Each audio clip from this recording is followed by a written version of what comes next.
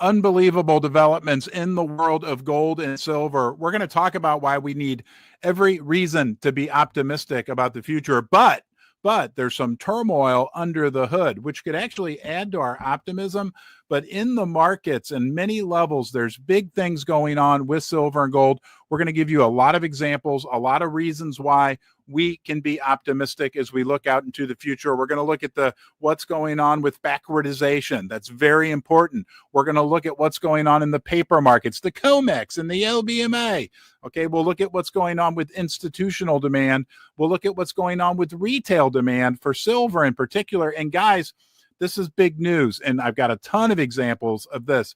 We have developing shortages of silver coming in from all directions. This could be the big moment. Will it be? We don't know, right? Nobody has a crystal ball, but I've got a lot of evidence I'm going to share with you that makes us very, very excited. But the biggest thing I'm excited about right now is that you're with me down here in the basement. Hey, you know, we're friends. Welcome to the basement dwellers. We love gold and silver.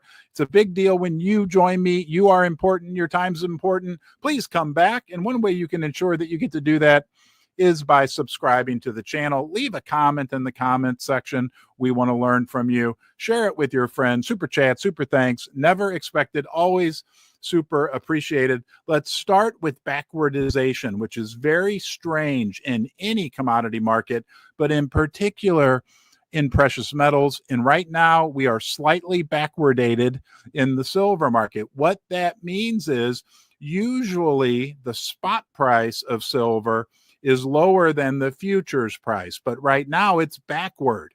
Okay, the futures price is actually lower than the current spot price. Let's go look at some data on this and explain why that could be something very good for the future price of silver.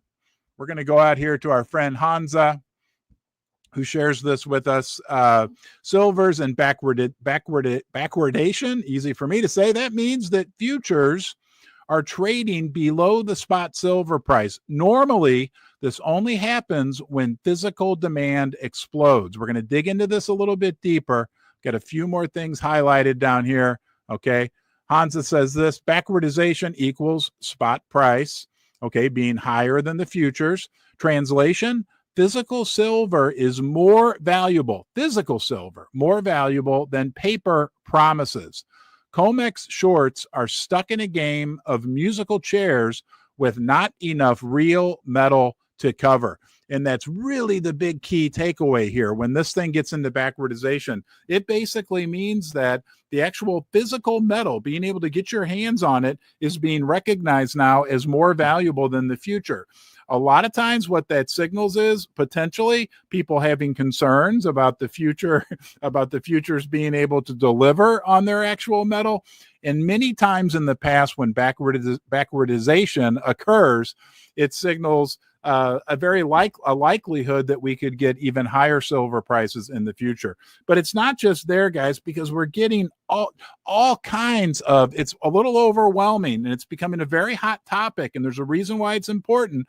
Messages about shortages of silver, limits on silver all around the world. I think I got like 15 examples to show you here. So let's get started. And then I got a special sponsor of today's video, a company that's starting out tokenizing gold. They're called Streamex. I got a little presentation I'm going to share with you, and then even more crazy info about the precious metals markets. But let's go take a look at what is happening in the silver market. First, we're going to go out to Japan. This starts in Japan, where Tanaka Precious Metals in Japan, and I'm going to tell you who they are. There's a reason why Tanaka is important, okay? But due to production delays, especially for small size bullion, sales of bars 50 grams and under will be temporarily suspended starting tomorrow. Long lines are forming as people rush to buy gold. So this is on the gold side. It's happening on both sides. Why is this important, right? Japan, one of the world's largest economies. People are rushing to buy gold.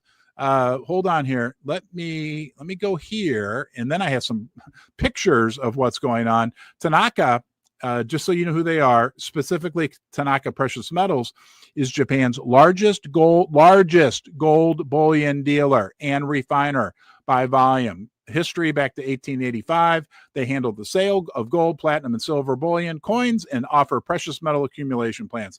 So it's Japan's largest gold bullion dealer. And I forgot to share the right screen. There we go. There you go. I read it to you anyway. Let's go to the next one here.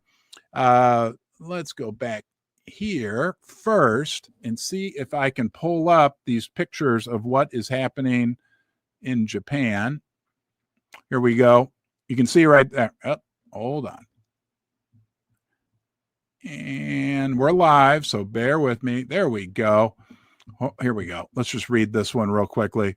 Sometimes TV gives us useful information, or rather it feels like it's hyping up the TV generation to buy. But apparently there's a long line of people buying gold at stores like Tanaka Precious Metals. And there's some pictures right there. People lining up in Japan. Now, let's go over to South Africa, where it gets interesting with silver. Okay, we get this from Make Gold Great Again. Krugerrands, silver Krugerrands, very popular silver coin, are sold out. No supply for 2 weeks. This came from the Market Sniper, and there's a screenshot, right? No silver Krugs are available in South Africa. Rand Refiner's statement below. Sold out, okay? So we go from Japan to South Africa. Here, let's see what our friend Mr. Tim Hack has to share with us. The Hack Man says this: Australia, Africa, Canada, Vietnam, Costco, and everything is gone. The impacts are increasing every day worldwide. I give the silver market, this is about silver, maybe a week before it fully starts to melt down. And if we look at, here's the South African one that we looked at already. Here we are. Next, no silver or gold at any Costco locations in Ontario. Okay, that's developing. Hold on here. Next. Okay, the Silver Baron. The silver squeeze is real and unlike anything before. Perth Mint is now out of stock. Silver bars now out of stock at the Perth Mint. That would be Australia. Man, it's hard to keep up with all this stuff. I tell you what. Oh, and this was an interesting message. This says here, let's read this. I read online that the silver supply in many countries is insufficient. So how is the situation in Vietnam? There's no more stock for sale. Huh? But I see a lot of coins in your shop. Are those the last ones? Yes. Not sure we can still buy raw materials to continue making more. Guys, are we, wait, there's more? Hold on. There's another list. Okay, this came from Make Gold Great Again. Reports of retail silver supply shortages this week. Again, right? Australia, USA, South Africa, Canada, Vietnam, and Germany. Adds another to the list. So that's, I don't know, what is that? 8 different places? And those are just the ones that I was able to bring up where we are having developing silver shortages, guys. It's happening, and it's happening everywhere. Now, let's switch gears here. You've heard me talk about this. What I believe could be another massive demand source for both gold and silver is tokenization of gold and silver. Set aside your thoughts on crypto, any of that stuff.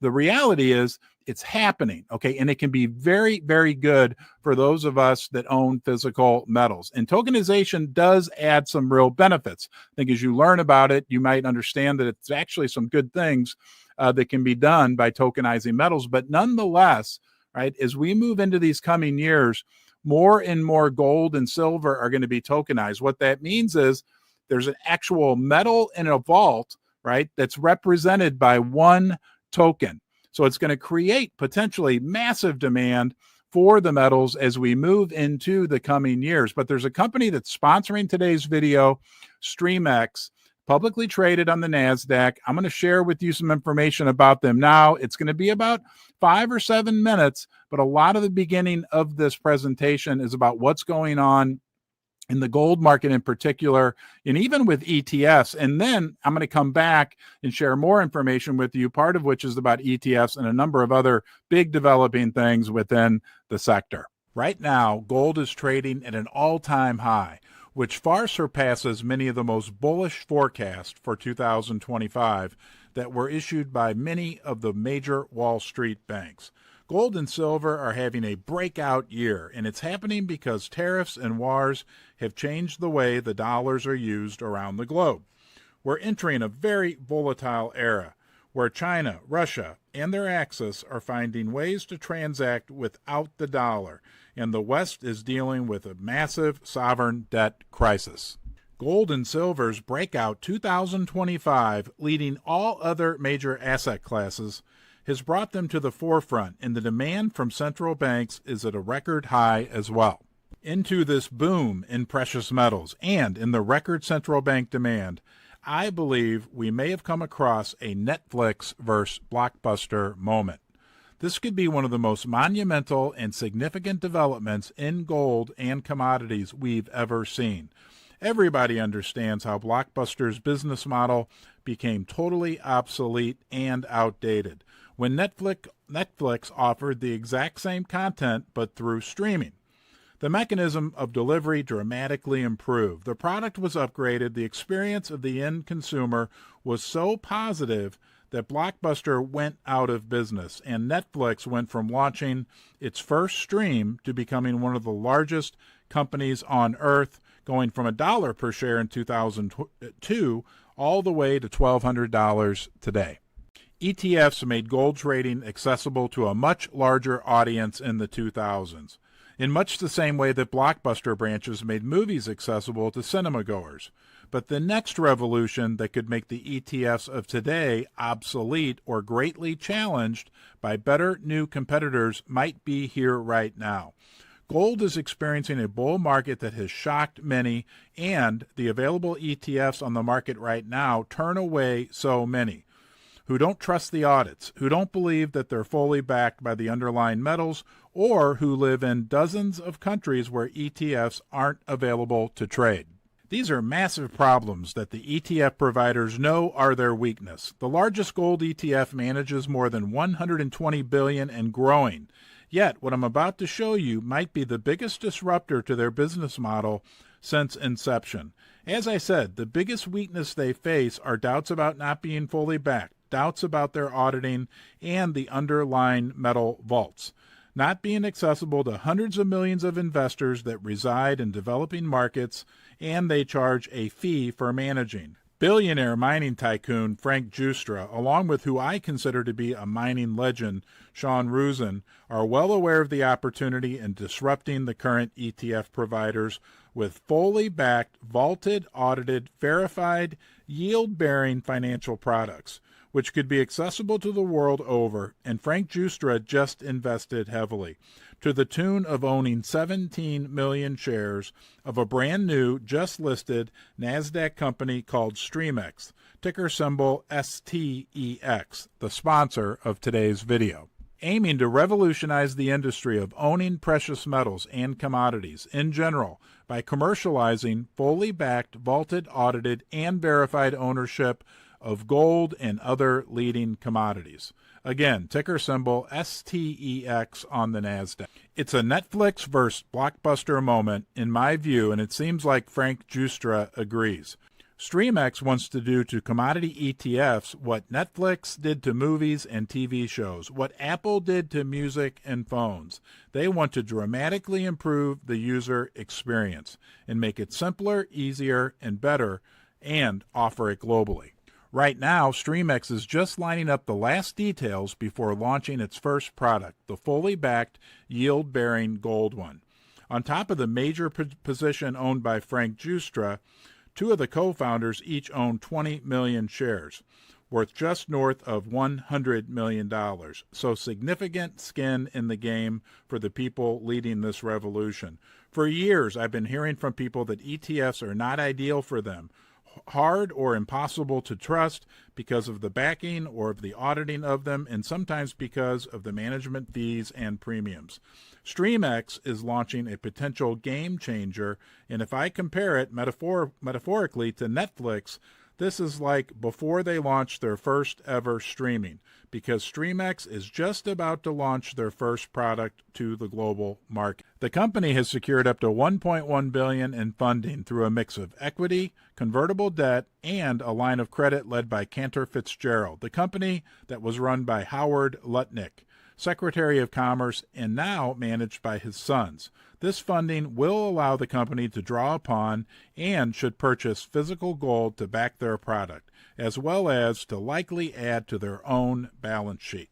This would make Streamex one of the first publicly traded companies to own gold on their balance sheet, with the vision to launch several gold products and then to expand to silver and others. And commodities are ripe for a fintech revolution compared with today's ETFs. For years, we've heard that gold does not provide a yield, but now Streamex is pioneering a product that will produce yield, so the owners will essentially get paid to own gold. The proprietary platform Streamex developed attracted as their chief investment officer Mr. Mitchell Williams, who not only ran the Kuwaiti Sovereign Wealth Fund, but was also one of the sole portfolio managers for Oppenheimer's flagship value fund. The platform itself was developed by the same software experts who built cybersecurity infrastructure for Capital One Bank, Bank of America, and J.P. Morgan's credit card processing infrastructure business, one of the largest fintech platforms in the world. The token will be on the Solana and Coinbase-based blockchain, and as you well know, tokenization of real-world assets is the biggest and most important financial disruption of our time. From NASDAQ to Robinhood and all the major financial companies, most are scrambling to upgrade their offerings to the chain because it potentially opens 24/7 trading on a global scale and democratizes the access of every investor in the world to so many more products. This very well could be the Netflix versus Blockbuster moment. We all know gold's bull market has sent its price to its highest ever, and that Frank Giustra has positioned in Streamex to the tune of almost $90 million before they launched their first product, which is coming in short order, and that Cantor Fitzgerald was instrumental in securing up to $1.1 billion in financing for Streamex to draw upon and begin purchasing physical bars. Streamex seeks to be the fintech tokenization giant. This is the inception, and a major revolution could be underway. Do your own research on Streamex, which looks to disrupt the current giants and commodities ETFs with fully backed, audited, and verified ownership, redeemable and secured.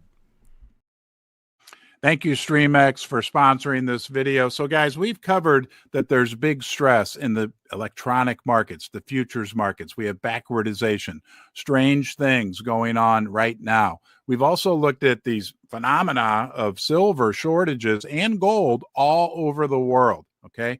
But one key component that we are maybe seeing pick up right now, and there's a reason why we want to keep an eye on this, is ETF flows. And we're getting some very encouraging news, in particular with the gold ETF, that people are coming back in. It's electronic gold, yes, but it's backed by real metal. It's kind of like the tokenization concept, right? The more people buy the GLD ETF, the more gold needs to be in the vault. Same thing with the tokenization. It's actually a net good thing, whether or not you decide to engage in it. So let's look at some data coming through, because the retail side, right, and even the institutional side in the West has been absent from this big precious metals run up. And if they come back in, they could be the missing piece of the puzzle that could really catapult us higher. I'm going to talk in a future live stream about this prospect of $20,000 gold that one of the analysts is seriously talking about right now. $20,000 gold with $334 silver. But let's look at this ETF data first. And we're going to go out to an article from Money Metals. I think this was Mike Mahari. He's a great analyst. He says gold still, he says, now you can see it, gold still under-owned despite a surge in investment demand. And let's go down because there's some interesting info. Let's read this first. Even with investment demand for gold surging, it remains under-owned, according to State Street investment management analyst. That means the yellow metal still has plenty of upside. This is the important part. But in the U.S., selling was the dominant theme in the physical bullion market. Year on year, bar and coin sales plummeted by 53% in the first half of the year. 53%. That is massive. But the gold and silver price, because of other demand sources, did very well. That's why we're saying, that's the reason why we're paying attention to this. This could be demand from the West could be the missing puzzle piece. Demand in the second quarter was only 9 tons, the lowest quarterly level since Q4 of 2019. However, this is where it gets interesting. ETF investing has exploded in recent months, indicating Western investors are starting to hop on the gold bandwagon. ETFs are a convenient way for investors to play the gold market, but although many Western investors prefer paper gold, owning ETF shares is not the same as holding the physical metal. Spider Gold Shares, the world's largest gold ETF, increased its gold holdings by 35 tons in September.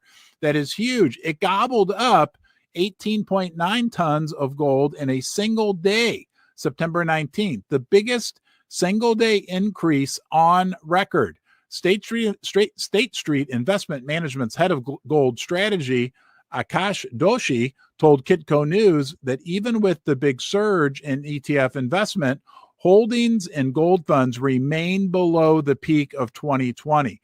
So 2 key things we want to talk about in that. Number one, the amount of money going into the gold ETFs is increasing, okay? But even with that increase that we recently saw, we are still way behind many of the historical levels that were held in the GLD ETF. So guys, it definitely could be the missing puzzle piece. Think if your neighbors, your friends and neighbors, as we like to refer to them, the people who aren't into precious metals yet, who aren't paying attention, what do we call those people? The sheeple, right? when they wake up, well, we're hearing it's starting, right? Costco in certain areas is sold out of metals anyway. Throughout the West and even somewhat throughout the rest of the world, as more average people realize what's going on with the U.S. dollar and fiat currencies of all make and model continuing to lose money, right? Because they're printed into eternity. People will wake up. People will come running to gold and silver. We are part of an elite group, right? We are part of a very small segment of the world population that understands and already has metals, already has investments into precious metal oriented products. We will be way ahead of the curve. I mean, it's not going to take a lot because we are such a small group. Like, it's not going to take a lot to double, triple, quadruple the number of people that are wanting to get their hands on precious metals. And we've got the big boys telling us, right? What? Morgan Stanley. Let me read through the list. Jeffrey Gundlach, the Bond King, Bank of America, Ray Dalio, even Stanley Druckenmiller, right? Big financial institutions and big names, the top names in the investment world, all telling you to put money into precious metals. Look, again, I'm not a financial advisor. Don't buy or sell any stock, bond, mutual fund, gold, silver, do anything based on what I say. But to me, when we look at the big picture, the imbalances that are going on right now between the spot market, the physical market, the electronic market, all the shorts that are out there and those, when we look at what's going on the streets around the world, in terms of developing shortages for both gold and silver, right? And we consider just the big picture geopolitically, what's happening in the world, and from a fiscal perspective, that most of the world's Western governments and a lot of the Eastern governments have racked up debt like never before, $340 trillion. I think we can rest assured that precious metals and precious metal oriented investments are a good way to protect ourselves. Hey, thanks for being here. Again, please subscribe to the channel. I want you to come back. Take care of yourself, okay? And I will see you, yes, you.